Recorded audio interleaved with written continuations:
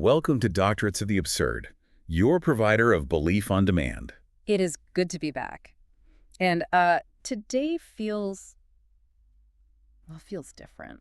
We're looking at a document that, honestly, it reads less like a piece of academic theory and more like a warning shot. Yeah, a warning shot fired from a future that feels a little too close for comfort.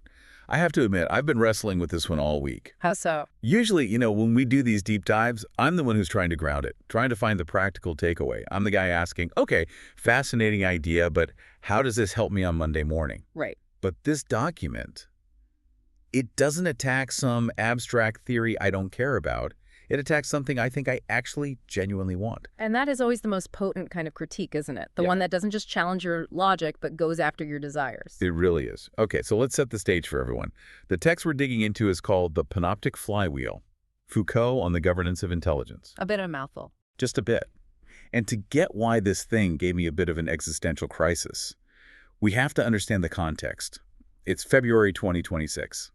The world is, I think it's fair to say, completely overwhelmed. The complexity crisis, that's the term you hear everywhere. Exactly. Climate chaos, supply chains are a mess, healthcare systems are just creaking at the seams.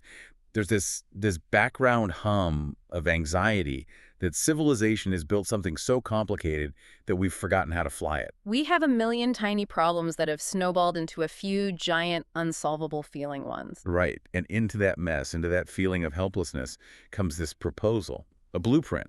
Some people call it a manifesto. It's called solveeverything.org. And before we get to the critique, we have to talk about the proposal itself. Because the critique makes no sense unless you feel the pull of the original idea. We have to. And I'm going to be completely honest with you and with everyone listening. When I read the solveeverything.org white paper, I was sold. I mean, completely. I want it to be real. Tell me about that. What is it promising you that's so seductive? It's promising the end of the bottleneck. The whole pitch is just, it's so clean, so logical. It says, look, the reason we haven't cured Alzheimer's or built fusion reactors or solved world hunger isn't a lack of will. Or even a lack of technology, really. Not at all. It says we have the raw compute power. We have the AI models. We have mountains of data. The single fundamental bottleneck holding back human progress is scarce expert attention. Us. We're the problem. We are the slow, dumb meat in the middle of the system. So the proposal is this incredibly detailed roadmap to use AI not just as a fancy calculator, but as a self-reinforcing flywheel of abundance. An engine for generating solutions faster than we can generate problems. Yes, and it makes this wild promise, a post-scarcity world by 2035. Post-scarcity, I mean, those are the magic words. That's the dream of every utopian project for the last 500 years. It is. And you can just feel the appeal. Imagine a world where we're not constantly fighting over scraps. No more debates about budget cuts for education, because we just have enough. Clean energy is basically free. Healthcare isn't rationed. You stop arguing about how to slice the pie. Because the pie becomes infinite. It is the Star Trek future, delivered. And when I read a technical side of solveeverything.org, I don't see a villain. I see a lifeboat. I see a way out of this dead end we've steered ourselves into. And that exact feeling, that deep, visceral sense of relief, that desire to just hand over the keys and say, please, just fix it, that is precisely the starting point for our source material today. Okay. Because this Foucauldian analysis, the panoptic flywheel text, it does something very clever. It doesn't argue that the technology won't work. It doesn't. No. In fact, it does the opposite. It grants the premise. It says, okay, let's assume it all works perfectly. Let's assume the abundance is real. The post-scarcity world arrives on schedule in 2035. Then what's the problem? If we get the paradise, who cares how we got there? The problem, according to this analysis, is the price of admission. And the price isn't in dollars or carbon or anything you can measure on a balance sheet. What is it then? It's a fundamental rewiring of what it means to be human. The text argues that solveeverything.org is not a technical roadmap to paradise. It's what it calls a discursive formation. A discursive formation. And a regime of truth. And that this new regime threatens to quietly, efficiently, and with our full consent, erase the very possibility of human freedom. Okay, regime of truth sounds like something straight out of a dystopian movie. But you're saying this isn't science fiction. It's the water we're swimming in. And our job today is to deconstruct this thing, this panoptic flywheel. The promise is utopia. The critique is, at what cost to your soul? So that's our mission for this deep dive. Huh. We're not here to debate the tech specs. I Yeah. don't care about the processing power or the algorithms. We're here to excavate what the text calls the political theology of intelligence. Precisely. We're moving beyond the engineering question of how to solve everything. That's the easy part, in a way. We're asking the much darker, more political questions. Who gets to decide what counts as a solution? Who defines what a problem is in the first place? And maybe most chillingly, what happens to the people and the problems that the system decides cannot be solved? It's like the difference between asking, how fast can this train go, and asking, who laid these tracks, and why do they only go between the office and the mall? And to take that further, what about the beautiful wild forest we had to clear cut just to lay the tracks in a perfectly straight line? All right, let's do it. Let's get into section 1, the existential friction, the why now of it all. Every powerful philosophical argument starts with a point of tension, right? A pebble in the shoe of the status quo. And for this text, that pebble, that point of friction, is the whole concept of scarcity. This is the absolute bedrock of the solve everything worldview. Their whole manifesto is built on this one claim. Scarce expert attention is the fundamental bottleneck of civilization. It's the root of all our problems. It is the original sin of the modern world, according to them. And again, I want to play advocate here for a second because it sounds right. I mean, think about it in real terms. How long does it take to train a neurosurgeon? 20 years. At least. To make a senior civil engineer who can actually prevent a bridge from collapsing. Right. Decades of experience. We've got 8 billion people on this planet and maybe, a few million people who are true world-class experts in their fields. That's a tiny, tiny fraction. That is a bottleneck. The numbers don't lie. They don't. If my kid gets a rare illness, I might have to wait 6 months to see one of the 3 specialists in the country who can help. Yeah. That's scarcity. And that scarcity causes real, tangible human suffering. It's not an abstract idea. And that suffering is real. The pain you're describing, the anxiety of waiting, the frustration, that is absolutely valid.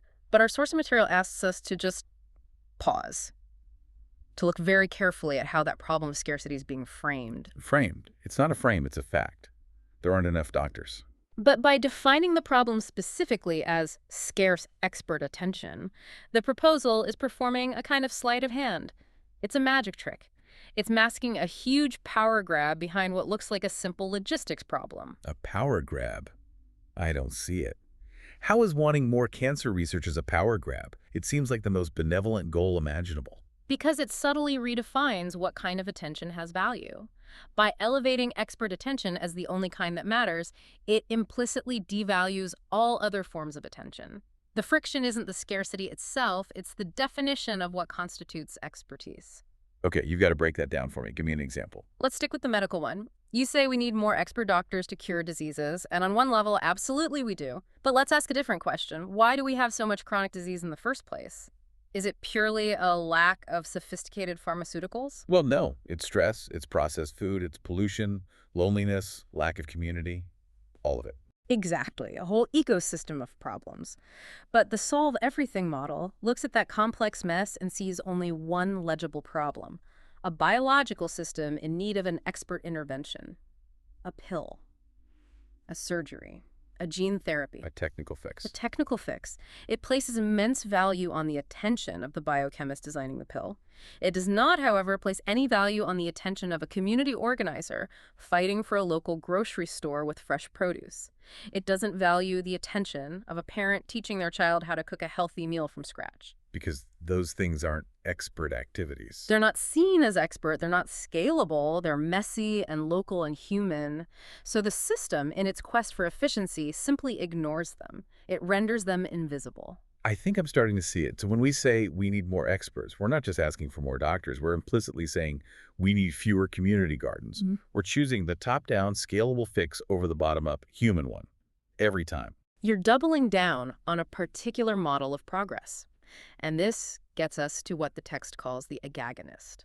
This isn't a single villain with a mustache. The agagonist is the default setting. It's the common sense lie that we all live inside. And that lie is? The lie is that the act of making problems legible to a computer is a neutral, benevolent act. We all have this instinct now, right? If we can just turn this messy social problem into clean data, the AI can solve it and everything will be better. I mean, that's my entire worldview in a nutshell. I love data. I track my sleep, my heart rate, my spending. I want my government making data-driven decisions. It feels objective. It feels rational and safe. If we have the numbers, we can't fool ourselves anymore. And that is the great seduction of our age. But our source argues that this process making a domain legible is never neutral. It is always, first and foremost, a technology of power. That's a core concept from Michel Foucault. A technology of power. When you render a part of the world calculable, you are not just passively describing it. You are actively changing it. You are making a decision that only the parts that can be counted count. I remember this from that old saying, the map is not the territory. It's even more aggressive than that. The Foucauldian argument is that the map actively destroys the parts of the territory it doesn't represent. Whoa. Okay, explain that. Imagine you have the ultimate GPS, the solve-everything navigation system. It is a miracle of efficiency. It can calculate the absolute fastest route from any point A to any point B on the planet. Sounds great. I want that. But for its calculations to work, it has one simple rule. It can only see paved, numbered, officially sanctioned highways. That's all that exists in its world. Okay, I'm with you. Now, let's say you live in a small village connected by a beautiful, winding dirt road, or maybe you just enjoy taking a scenic side road through the forest. To the GPS, those roads are illegible. They don't compute, so it never routes anyone down them. Right. And because no traffic is ever routed that way, the local government, which is also using the system to optimize its budget, decides to stop maintaining those dirt roads. Why spend money on an unoptimized route? The police stop patrolling them. The little shops along the way go out of business. And eventually the road just disappears, gets overgrown and reclaimed by nature. Exactly. The map, by ignoring the territory, ended up physically erasing it. The argument here is that solveeverything.org is that GPS for all of human experience. It makes a very simple and very brutal proposition. We will solve all problems that can be successfully formulated as a data-driven optimization challenge. And what about the problems that can't? What about the problem of finding meaning in your life? What about the problem of coping with grief? What about the simple human need to just sit and do nothing for an afternoon?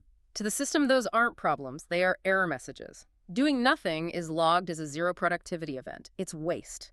Grief that doesn't resolve within a statistically normal time frame is a malfunction. It's latency. It's inefficiency. And in a world whose highest value is abundance generated by efficiency, waste becomes the ultimate sin. It is the only sin. Which brings us to the stakes. Because if we just nod along and accept this premise, if we say, yes, please solve everything, we are implicitly buying into this entire worldview. We're not just getting a new tool, we're getting a new religion. We fall into what the text calls a regime of truth. This is such a critical concept. A regime of truth isn't about people telling lies, is it? Not at all. It's much more fundamental than that. A regime of truth is the invisible system of rules and procedures that allows us to distinguish true statements from false ones. It's the background operating system for reality itself. So like in the Middle Ages, the regime of truth was theological. Precisely. The church was the authority. If the Bible said it, it was true. If a church council declared it, it was true. If you disagreed, you weren't just presenting an alternative opinion, you were a heretic. You were outside the bounds of truth itself. And today, the argument is that our regime of truth is no longer theological, it's computational. It's computability. If your claim can be measured, if it can be benchmarked, if it can be verified by an algorithm, then it is considered real. If it cannot, it's dismissed as subjective, as anecdotal, as feelings. It's a hallucination. So the ultimate cost of this infinite abundance is that we create a world where human experiences, human suffering, are only considered real if they can be turned into a data point. Yes. The text calls it the exclusion of that which resists quantification. It is the slow, silent erasure of the unbenchmarked life. So if you're depressed, the system can offer you a solution, a neurochemical intervention. It can say, your serotonin levels are 15% below baseline. Here's a compound to correct that. Problem solved. Log the ticket as closed. But if your depression stems from a profound and unquantifiable sense that your job is meaningless and the world has lost its soul, the system just returns an error. It says, I'm sorry, I don't understand the query. Your biometric data indicates you are within normal parameters. Please return to your assigned task. That is chillingly plausible. It's like being gaslit by reality itself. It's the ultimate form of control because it doesn't need to build prisons. It just redefines reality so that the desire to escape is no longer a valid concept. And this leads us directly into the mechanics of it, the how. We need to look at the conceptual blueprint. Right, section 2. Because this isn't just some abstract philosophical critique. The source material argues there's a specific mechanism at play. It breaks down exactly how solveeverything.org plans to govern us.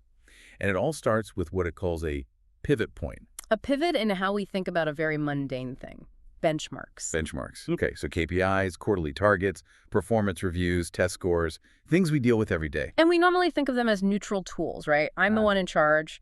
I use the benchmark to check my progress towards a goal I set. I am the master. The benchmark is my servant. I set a goal to run a marathon. My training times are just feedback on my progress. It's just information. But the text performs a flip here. It asks us to stop seeing benchmarks as neutral tools and to start seeing them as what Foucault called normalizing judgments. Normalizing judgment. That sounds judgmental. It sounds like something my high school guidance counselor would say. It is. Think about it. A normalizing judgment is a standard that doesn't just measure you against a scale.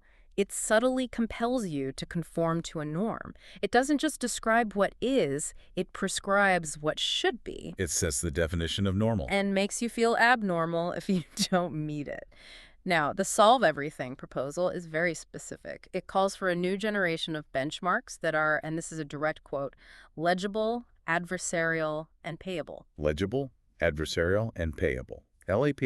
Let's unpack each of those. We've touched on legibility already. The system has to be able to see you, to read you as data. That's the panoptic impulse, the drive to make all human conduct visible and transparent to power. But what about adversarial? That sounds aggressive. It sounds like everything is a competition. It is. The term comes directly from the world of AI research, specifically generative adversarial networks, or GANs. This is where you have two AI models that are essentially locked in a fight to the death. The classic example is one AI trying to generate a fake image of a cat, and the other AI's entire job is to spot the fake.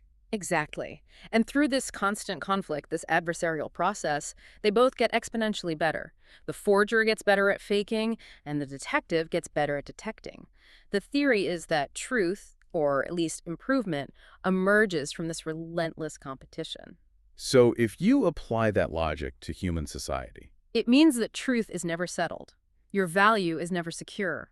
Your performance is constantly being audited, tested, and contested. You are never good enough. You are only currently better than the alternative. It creates a world of permanent low-grade warfare. that sounds utterly exhausting. It's like the worst parts of corporate hustle culture turned into a universal law of physics. What have you done for me in the last 5 minutes? Precisely. And then you have the third pillar, the capstone, payable. This is the neoliberal logic made manifest. It's the idea that true value is only realized, only proven, when a financial transaction occurs. So if an action doesn't result in someone getting paid, it's as if it never happened. From the system's perspective, yes. The feedback loop isn't closed until money changes hands. If I'm a poet and I write a beautiful sonnet and read it to my friends in my living room and everyone feels moved. You've created value, right? Emotional value, cultural value. In our current messy human world, yes. But in the clean, optimized world of the panoptic flywheel, no. Because there was no transaction, there was no data signal. The flywheel needs that financial signal to confirm that a valuable event occurred. Without it, the system assumes it was just noise. So, okay, let's run a test case through this legible, adversarial, payable framework. Let's take two people. Person A is a programmer working for a social media company, and their job is to write an algorithm that increases user engagement by 0.01% by showing more controversial content. Okay, let's apply the test. Is their work legible? Absolutely. The code can be inspected. The engagement metrics are on a dashboard for everyone to see. Is it adversarial? Yes. They're constantly A/B testing their algorithm against the old one or against their rivals. It's a direct competition. And is it payable? Highly. That 0.1% increase is worth millions in ad revenue, and the programmer gets a huge bonus. Person A is a model citizen of the flywheel. A hero of the regime. Now, person B. Person B is a volunteer at a senior center. Their job is to sit with a resident who has dementia and is scared and confused, and they hold their hand and talk to them calmly for an hour. All right. Apply the LAP test.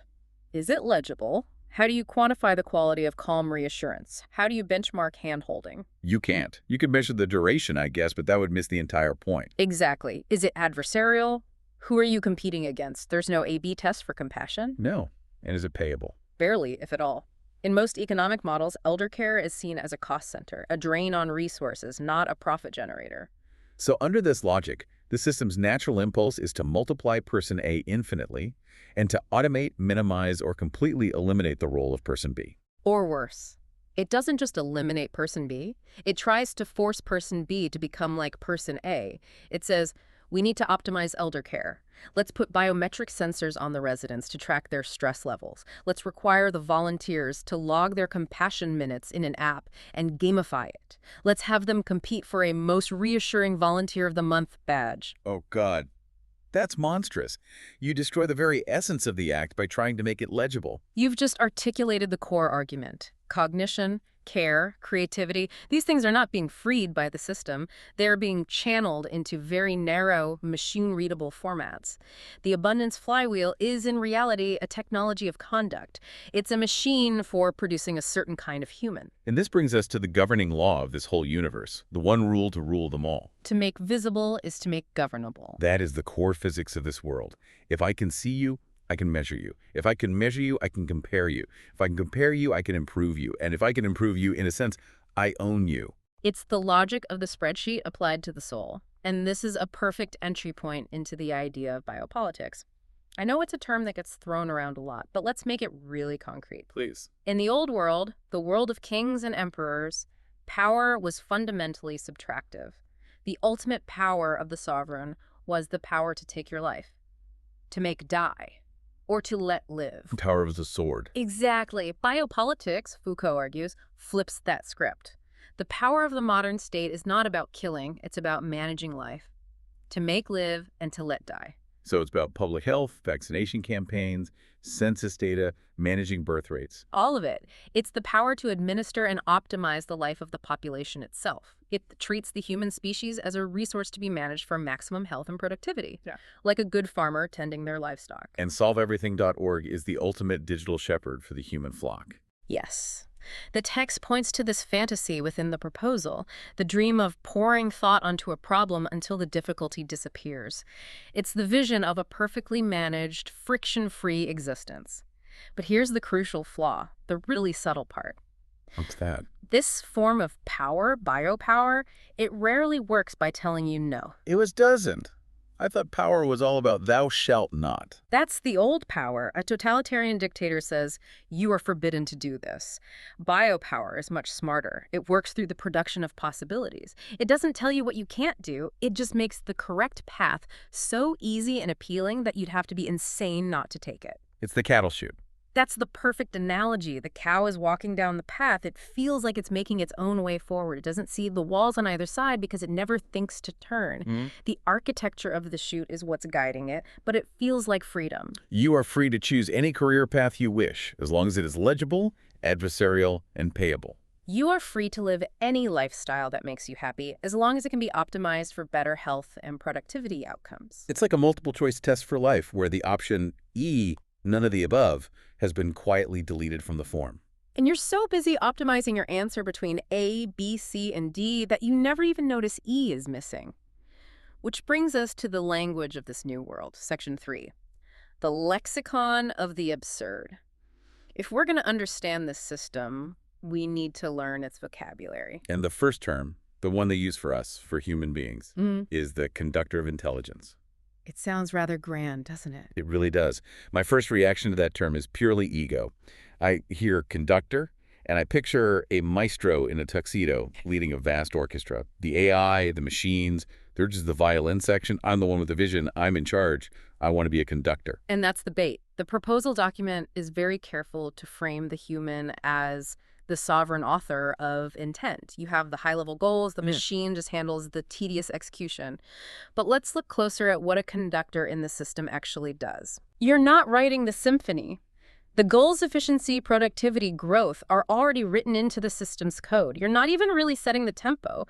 The pace of the market does that for you. So what's left? I'm just waving the little stick. You're a switchboard operator. You're a manager of flows. Your job is to sit in front of a dashboard and reroute intelligence when it gets stuck.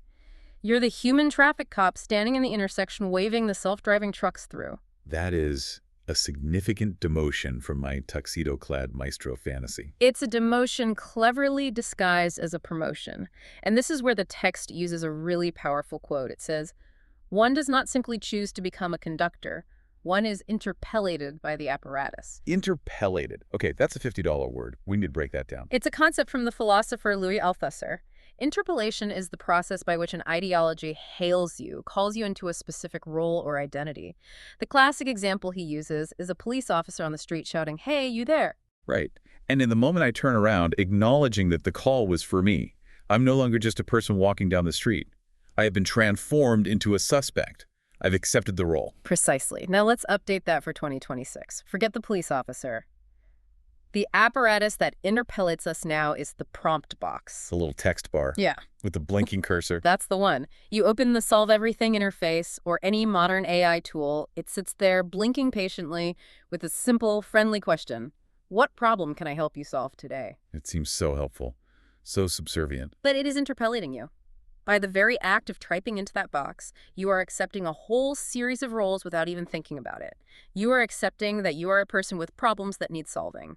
You are casting yourself as the user and the AI as the solver. You are submitting your vague human desires to the machine's rigid logic of problem solution. I see that. I can't just type, I want to feel a sense of connection to the cosmos into the box.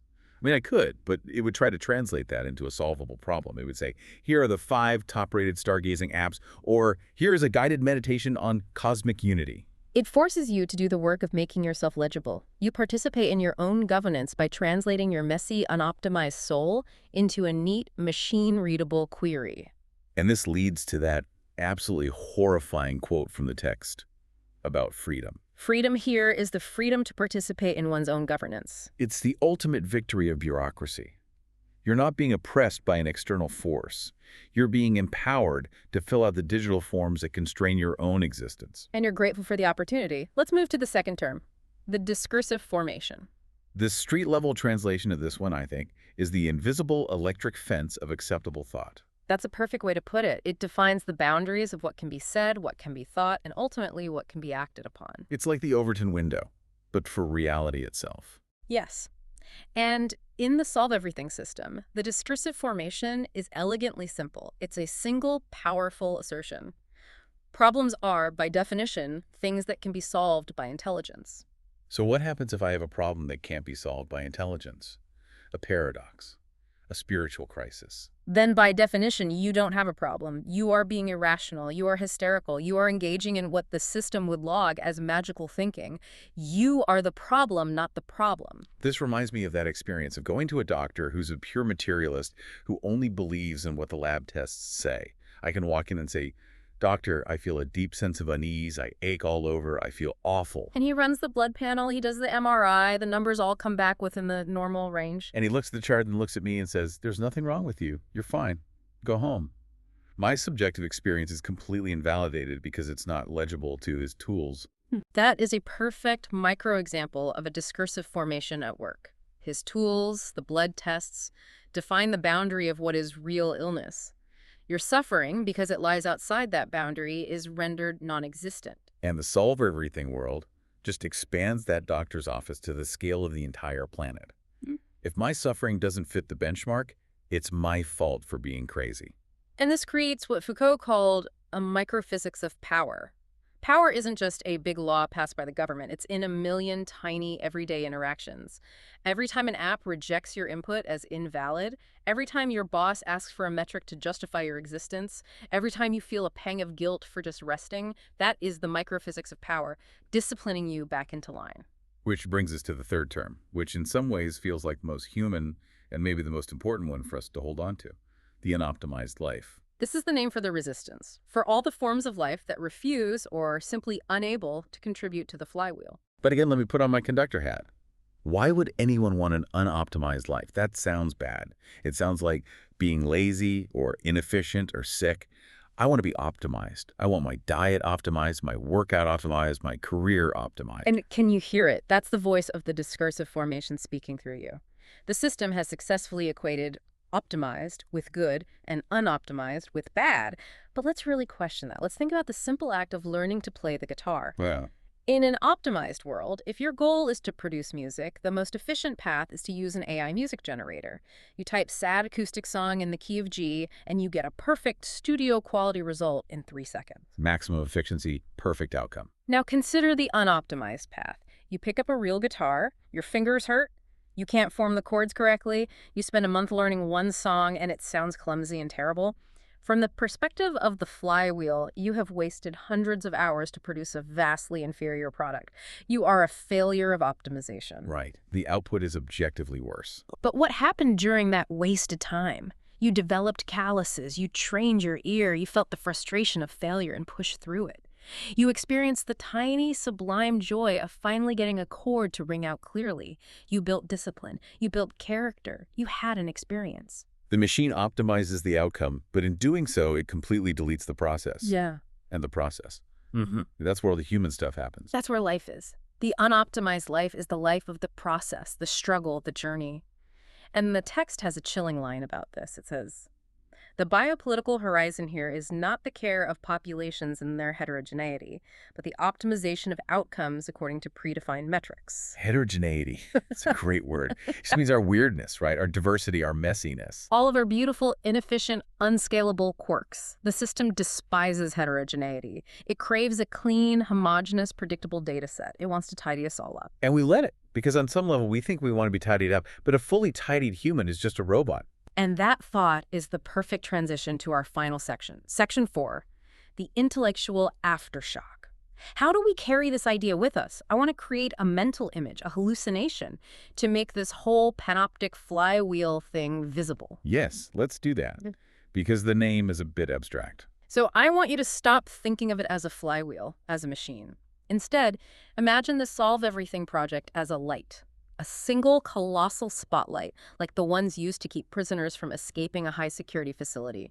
It's mounted on a tower in the center of the world. The panopticon? The panopticon. And this spotlight is sweeping across the dark landscape of human existence. Everything the light touches is solved, it's illuminated, it's legible, adversarial, and payable. In the beam of the light, there is health, wealth, and efficiency. It sounds like the light of reason, the light of the Enlightenment. It looks like it, but the light is so impossibly bright that it bleaches everything out. It leaves no room for shadows. And the shadows, that's the unoptimized life. The shadows are where ambiguity lives.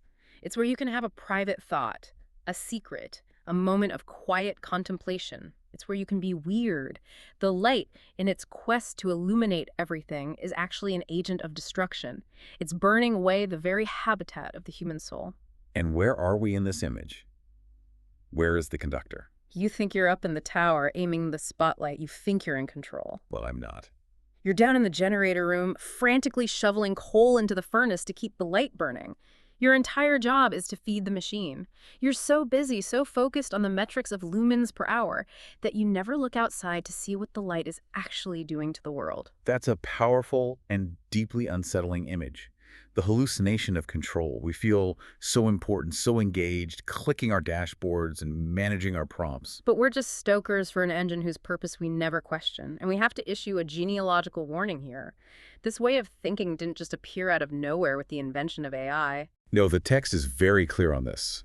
This is the logical endpoint of a story that's been unfolding for centuries. It starts with the Enlightenment's faith in pure reason. The belief that every mystery could be solved if we just thought about it rationally enough. Then you get Taylorism in the early 20th century. Frederick Winslow Taylor and his scientific management.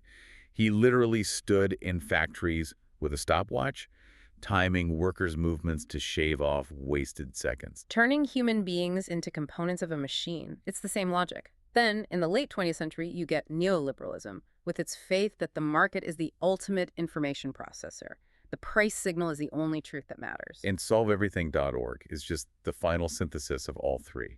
It's the reason of the Enlightenment, the efficiency of Taylorism, and the market logic of neoliberalism, all supercharged by an artificial God. And the real danger, the end game, is when the tools of governance become indistinguishable from our concept of the good life. What do you mean by that? If a dictator tells you, you must wear this tracking bracelet so I can monitor you, you resist. That's suppression. But if a corporation tells you, you should wear this wellness band so you can optimize your sleep and live longer, you don't just agree, you pay for the privilege. The cage is comfortable. The cage is gamified, the cage gives you points and badges, and at that point, critique becomes impossible. If you criticize the cage, you sound like you're pro-sickness, pro-inefficiency, pro-death. If I say, maybe we shouldn't try to solve everything, the immediate response is, so you're saying you want children to die of preventable diseases. You want poverty to continue. You become an enemy of progress. an enemy of the light. Your critique itself becomes illegible. Okay, this leaves us with some very heavy questions to sit with. The text gives us 3 viral hooks, 3 provocations to take with us into the world. These are the questions to ask yourself when you log on to work tomorrow. Hook number 1. Are you solving problems, or are you just making yourself legible to the machine that pays you? Oof, that one hits hard. Is this report I'm writing actually creating value? Or is it just a piece of data to prove to the system that I was productive today? Hook number 2. Freedom in 2026 isn't doing what you want. It's the freedom to participate in your own governance as a conductor of intelligence. The freedom to choose which box to type my query into. The freedom to optimize my own leash. And finally, hook number 3, which might be the most important. The most dangerous thing about the solve everything plan isn't what it solves. It's what it decides isn't worth solving. It's what's left in the shadows, the parts of humanity that are left to wither and die because they can't be turned into a product. And so we come to the end of this deep dive. And look, it's very important to say we are not Luddites. This isn't an argument for smashing the servers and going back to the forest. No, absolutely not. I still want that cure for cancer. I still want clean, abundant energy.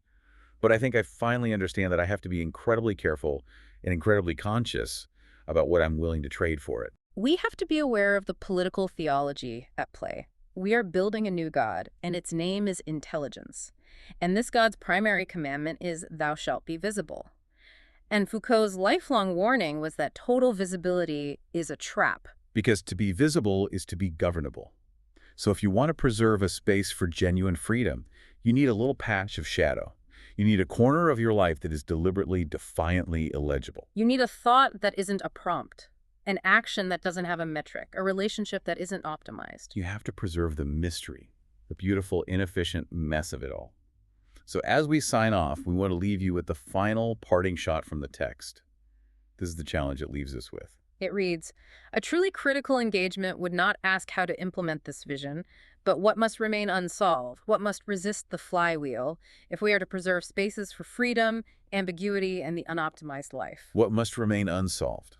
In a culture that is utterly obsessed with solutions, with answers, with hacks, that might be the most radical question you can ask. There might be the only one that truly matters. So for everyone listening, that's your mission, should you choose to accept it.